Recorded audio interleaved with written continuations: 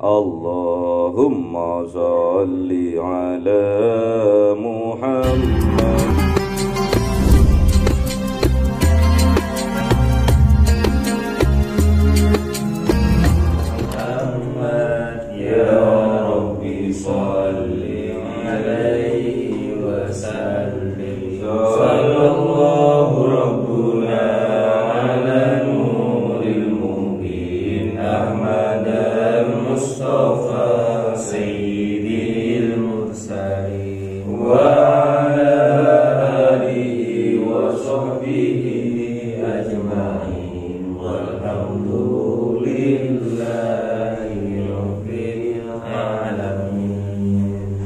Kalamun qadimun la yumallu sama'uhu tanazzaha an qawli wa fi'li wa niyati bihi astaghfi min kulli da'i wa nur dalilul li qalbi 'inda jahli fa ya rabbi mati'ni bi sirri hurufi wa nawwir bihi sam'i wa qalbi wa mudlati wa habli bihi fathan wa ilma wa hikmatan wa anis bihi ya Rabbi fil qabri wa syafi wa salli wa sallim kulla yawmi wa laylatin ala man bihi rahmanu yaqbalu taubati wa ali wa ashabi kiramin a'immatin bihim yaghfirul ghaffar a'udzu billahi minasy syaithanir rajim. Bismillahirrahmanirrahim. Al-Fil. A'udzu billahi minasy syaithanir rajim. Bismillahirrahmanirrahim. Alam tara kaifa fa'ala rabbuka bi ashabil fil. Alam yaj'al kaydahum fi tadlil wa arsala 'alaihim tayran ababil. Shadaqallahul azim. Bismillahirrahmanirrahim. Tarmihim bihijabatin min sijil faja'alahum ka'asfin ma'kul. Shadaqallahul azim. Bismillahirrahmanirrahim. Al-Fil. Al-Fil itu apa? Gajah. Gajah itu besar atau kecil? Besar. Bismillahirrahmanirrahim. Alam tara kaifa fa'ala rabbuka bi ashabil fil. Alam tara, tidakkah melihat kaifah bagaimana fa'ala rabbuka berbuat Tuhan engkau ya Muhammad bi ashabil fil terhadap tentara bergajah, pasukan bergajah. Pasukan bergajah ini dipimpin oleh gubernur namanya Abraha. Abraha ini yang memimpin pasukan bergajah dengan niatan untuk merobohkan Ka'bah di Mekah.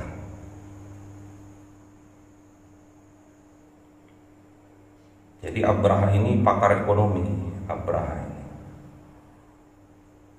Pakar ekonomi melihat sebuah fenomena tiap tahun orang berbondong-bondong menuju Ka'bah, menuju Mekah untuk melaksanakan ibadah.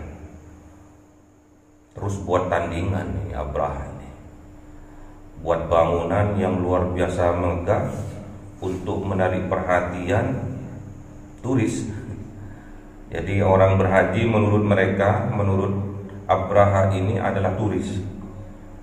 Ini kesempatan untuk meraup keuntungan. Jadi buat bangunan yang megah dan memberi kabar, memberi surat kepada negara-negara di sekitarnya bahwa ada bangunan megah yang luar biasa juga, tidak kalah dengan Ka'bah. Ka'bah itu apa? Nggak ada kelebihannya menurut Abraha. Namun setelah Abraha ini membangun, nggak ada satupun yang datang, turis-turis yang datang. Sudah mengeluarkan biaya yang banyak, namun tidak ada yang datang, nggak laku. Walaupun bangunannya luar biasa megah, besar, namun karismanya, kekuatannya masih ada di Ka'bah. Daya tariknya jauh lebih besar Ka'bah ketimbang bangunan yang dibuat Abraha. Akhirnya mangkel Abraha ini, aku udah banyak uang keluar untuk membuat bangunan ini, tapi kok nggak laku-laku. Jalan satu-satunya, aku akan hancurkan aja itu bangunan Ka'bah itu, biar orang tidak ke sana lagi. Akhirnya datang dengan tentara-tentaranya. Al-fil di sini gajah, maksudnya bukan dia itu menunggangi gajah, bukan. Karena pasukannya itu besar-besar, hebat-hebat, kekar-kekar, itu diibaratkan gajah.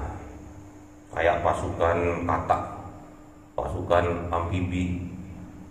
Bukan pasukannya, tentaranya itu dari katak, bukan. Tapi ahli dalam perairan, makanya dijuluki pasukan katak misalkan.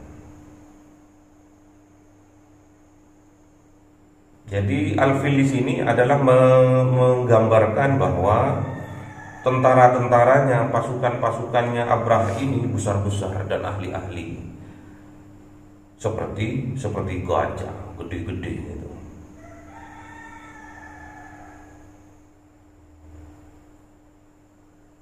Terus sesampai di kota Mekah, nggak langsung masuk ke Ka'bah.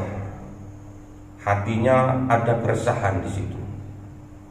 Niatnya untuk menghancurkan, beralih ke perang. Strateginya perang sudah yang dipakai. Jadi semua yang ada di perjalanannya dirampas oleh Abraha ini.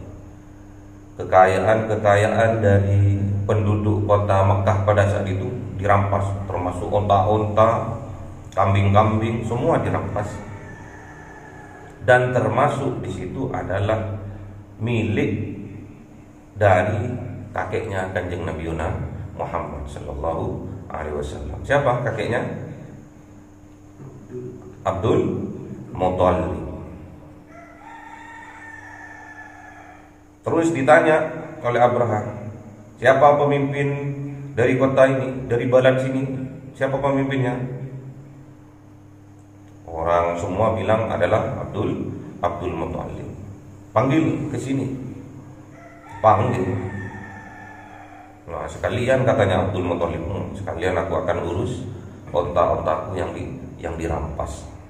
Akhirnya datang Abdul Muthalib. Datangnya Abdul Muthalib menemui Abraha itu membuat Abraha itu kaget, karena karismanya yang keluar terpancar dari jiwanya Abdul Muthalib. Kaget, loh, kok ada orang wibawa kayak ini ya di sini.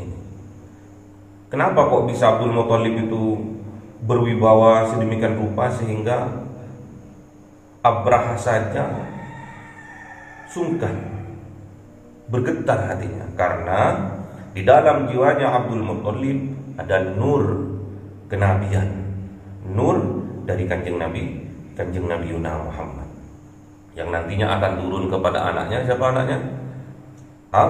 Abdullah. Nanti dari Abdullah baru akan turun kepada kanjeng Nabi Yuna Muhammad.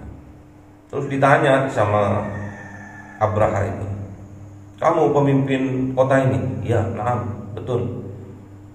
Sebetulnya kamu itu seharusnya duduk jejer dengan aku di singgasanaku ini. Tapi nggak akan mungkin itu terjadi, karena cuma singgasana cuma satu ini. Saking hebatnya karomahnya, pancaran nurnya yang ada di dalam jiwanya Abdul Muttalib ini, yang terpancar ke wajahnya, jadi berkarisma, berwibawa. Jadi akhirnya karena sama-sama berpengaruh, termasuk Abraha ini di depan pasukannya ini, akhirnya Abraha itu nggak duduk di singgasananya, sama-sama duduk di bawah, karena wibawanya dari Abdul Muttalib, sama-sama duduk di bawah, nggak duduk di singgasananya itu. Akhirnya ditanya sama Abraha itu, kamu pemimpin kota ini? Iya, nah, saya Sayyidi, katanya. Aku ada perlu sama engkau juga, katanya Abdul Muttalib. Apa? Kembalikan kota untaku. Kaget itu Abraha itu. Ini aku akan hancurkan Ka'bah. Semua orang khawatir kalau Ka'bahnya ini aku hancurkan, kok ini malah gak ngurus, katanya pemimpinnya ini. Biasanya kan dia di garda terdepan untuk melindungi Ka'bah ini supaya nggak dihancurkan. Malah nanya ontanya, mana ontaku, kembalikan, katanya. Langsung ciut itu Abraha itu.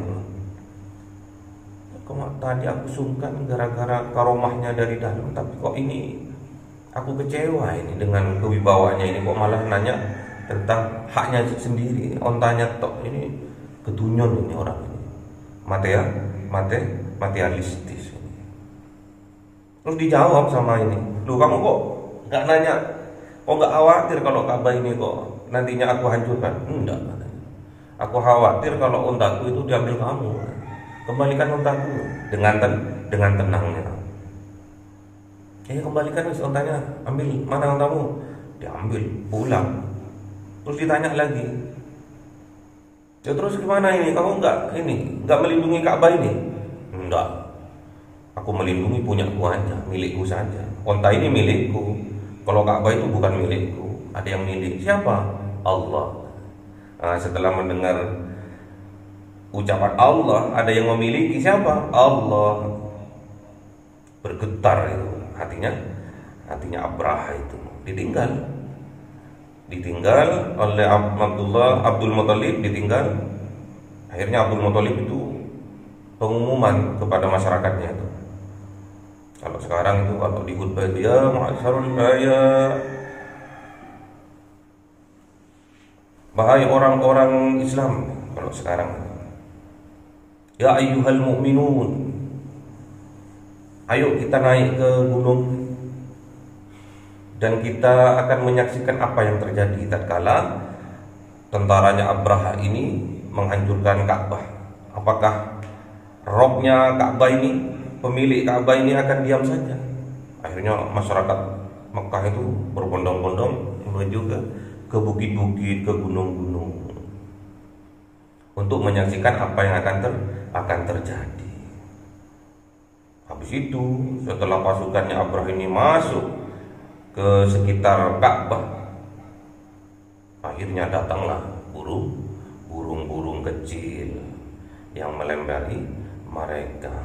Makanya dikisahkan di sini, dinyatakan di sini dengan alam taro kaifa, apakah tidakkah engkau melihat kaifa fa'ala rabbuka, bagaimana Allah berbuat, bagaimana berbuat Tuhan engkau ya Muhammad bi ashabil fil, terhadap pasukan bergajah, katanya di sini. Padahal pasukannya yang besar-besar maksudnya. Alam yaj'al kaidahum fi tadlil? Tidakkah menjadikan Allah itu kaidahum, tipu daya mereka itu, niat buruk mereka itu, fi tadlil, menjadi sesat, menjadi sia-sia, tidak sampai merubuhkan Ka'bah. Apa yang terjadi? Wa arsala alaihim, dan Allah mengirimkan atas mereka tayran, burung-burung ababil yang bergumul, yang berkelompok. Ababil itu berkelompok, mirip apa itu? Seriti itu, mirip burung seriti. Apa lagi ya satunya? Walet, berkelompok. Seriti kalau mau hujan itu kan berkelompok, mirip kayak gitu. Tarmihim, burung-burung itu tarmihim, melempar mereka bihijaratin, dari, ada yang bilang dari tanah, ada yang bilang dari batu. Kalau di sini, kalau hajar itu maknanya batu. Min sijil, yang batu itu terbakar. Maknanya batu ini berasal dari api yang membakar, yang membara gitu. Ditafsir oleh sebagian ulama bahwa batu ini ngambilnya dari neraka. Ada juga sebagian ngambilnya dari magma, dari gunung yang meletus. Faja'alahum, maka menjadikan mereka itu, pasukan gajah itu, ka'asfin, seperti daun makul yang termakan. Daun yang termakan. Biasanya daun kalau dimakan oleh siapa? Oleh ular. Jadi mirip kayak gitu. Jadi tatkala batu yang panas itu dilempar oleh burung ababil itu ke pasukan gajah ini, batu itu menembus ke tubuhnya seperti ulat memakan daun. Dimakan itu, tubuhnya itu mati semua. Apa yang seharusnya kita ambil pelajaran dari sini? Kalau dalam kehidupan kita sehari-hari, pasukan bergajah ini diibaratkan adalah setan yang ingin meruntuhkan keimanan kita yang ada di dalam dada. Jadi pasukan iblis mulai dari Kanjeng Nabi Adam sampai nanti yaumul qiyamah akan terus menyerang Baitullah, akan terus menyerang keimanan kita manusia yang beriman. Orang-orang yang beriman, orang-orang Islam terus akan diserang oleh pasukan bergajah ini. Oleh pasukan yang dinamakan pasukan bergajah. Nama lain dari setan dan kru-krunya, dari iblis dan kru-krunya itu. Namun bagi kita orang yang beriman, Allah akan membantu kita. Allah akan membantu kita. Syaratnya kita itu harus beriman. Ya ayyuhalladzina amanu, kata Allah. Ya ayyuhalladzina amanu dzkurullah dzikron katsira. Jadi kita syaratnya itu harus berzikir kepada Allah sebanyak-banyaknya. Wasabbihuhu bukratan wa asila, dan kita itu harus bertasbih dari pagi sampai malam. Terus bertasbih, maksudnya mensucikan jiwa kita, hati kita dari kesyirikan, dari selain Allah kita sucikan. Masalah keduniaan kita sucikan. Masalah sifat-sifat yang jelek, yang buruk, penyakit-penyakit hati kita sucikan, karena hati dari seorang mukmin adalah baitullah. Qalbun mukminin baitullah. Jadi hati dari seorang mukmin adalah baitullah. Jadi caranya seperti itu. Kita setiap hari harus mengingat Allah. Tiap detik, tiap menit, tiap saat kita harus mengingat Allah sebanyak-banyaknya. Gak usah panjang-panjang. istighfar atau Allah. Yang penting kita mengingat Allah dan terus bertasbih kita itu. Terus mensucikan jiwa kita, hati kita pagi sampai malam. Terus ingat kita sama Allah. Kerja sambil zikir kepada Allah, kuliah sambil zikir kepada Allah. Terus sekolah juga zikir kepada Allah. Di asrama zikir kepada Allah. Dimanapun kita berada, kita harus berzikir kepada Allah.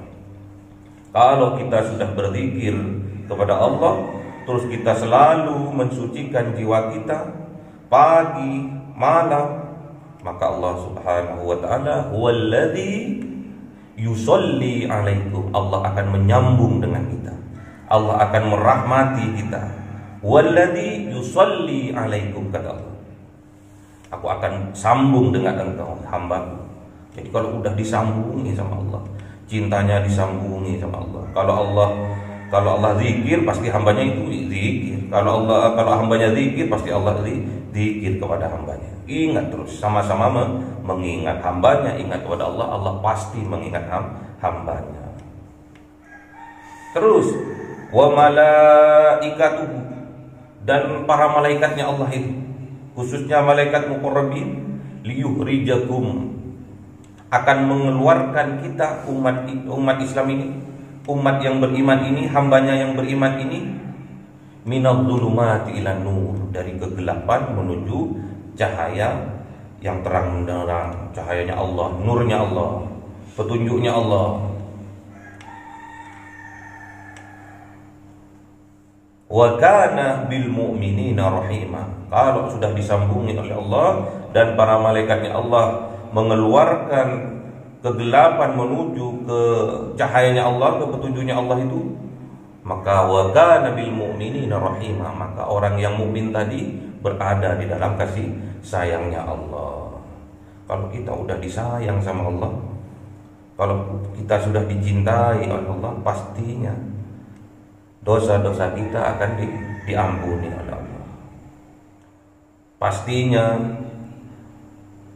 kita punya permasalahan seberat apapun, sebesar gajah pun, sebesar alam dunia pun, Allah akan memberi jalan keluarnya. Dan masalah rezeki enggak usah khawatir, kata Allah.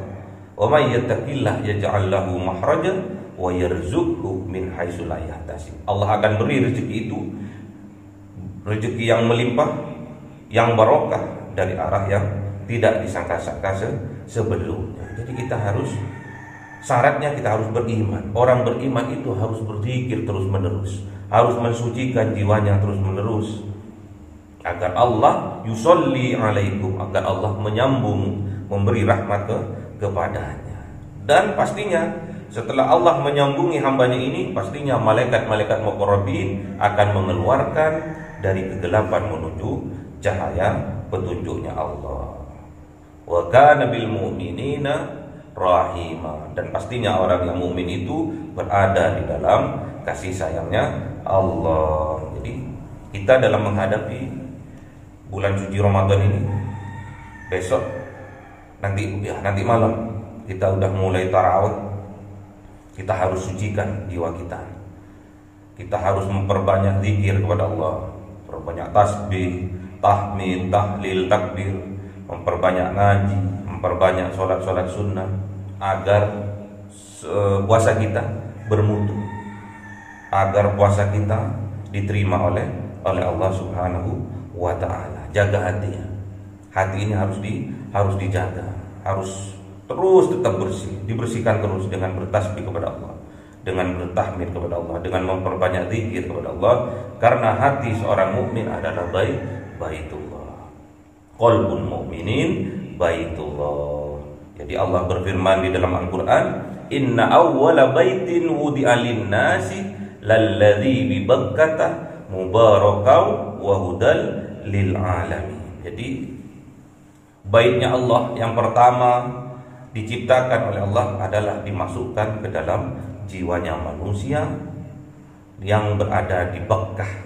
Bakkah itu adalah cekungan yang ada di dalam dada kita. Jadi apa itu? Jadi baitullah yang pertama itu sebetulnya ditaruh oleh Allah ke dalam dadanya manusia. Untuk apa?